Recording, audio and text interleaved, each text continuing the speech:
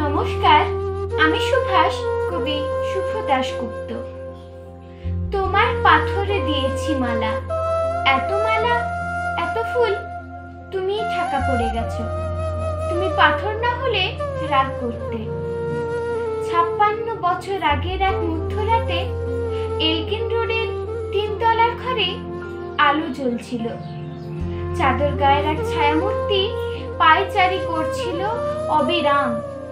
বাইরের রাস্তায় ইংরেজ পুলিশের চর সতর্ক, সজাগ চোখে দেখছিল। তার সব সতর্কতাকে বুদ্ধু বানিয়ে তুমি তখন অন্ধকার চিরে ছুটে চলেছ আলোর পথে। দেশের মানুষ, কাকপক্ষী কেউ টের পায়নি। তুমি চলে যাবার পর 56টা শীত, বর্ষা, গ্রীষ্ম উঠাও, তুমিও। সেই থেকে প্রত্যেক জানুয়ারিতে পৃথিবীর এ পাড়া ও পাড়া সব মাটিতে তোমার অনস্বর পায়ের ছাপ, সব রাইফেলে তোমার বুকের বারুদ, সব কুচকাওয়াজে তোমার স্বপ্নের ছন্দ। পরশ পাথরের মতো স্বাধীনতাকে খুঁজেছে তোমার অন্তরে লুকিয়ে থাকা খ্যাপা। তোমার গন্তব্য ছিল স্বাধীনতা, তোমার পথ ছিল স্বাধীনতা, তোমার স্বপ্ন ছিল স্বাধীনতা, তোমার প্রেম ছিল স্বাধীনতা।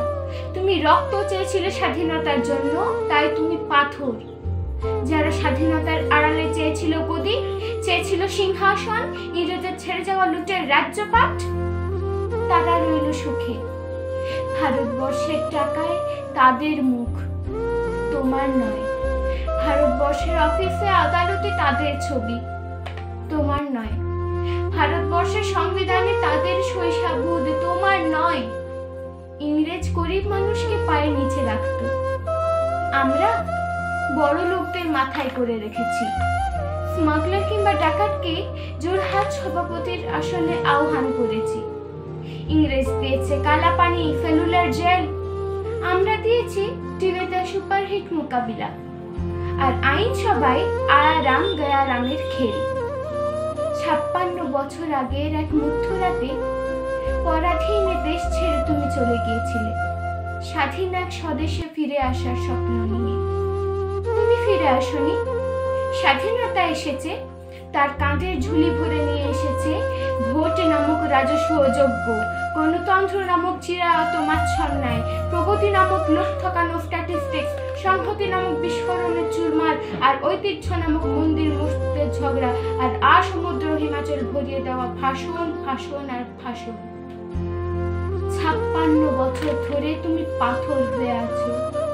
56 বছর ধরে ভারতবর্ষ অধীর অপেক্ষায় কান পেতে আছে। ইথার তরঙ্গে কবে হঠাৎ শোনা যাবে স্বাধীনতার নিজস্ব কণ্ঠস্বর। আমি সুভাষ বলছি, আমি